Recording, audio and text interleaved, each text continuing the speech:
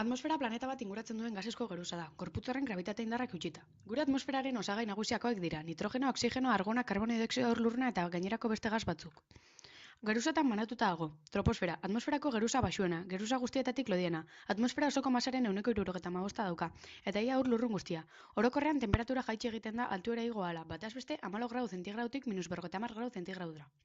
Estratosfera, troposferatik 51 kilometroko altueraraino hedatzen da. Bertan dago ozono geruza, izpi ultramore gehienak xurgatzen dituena.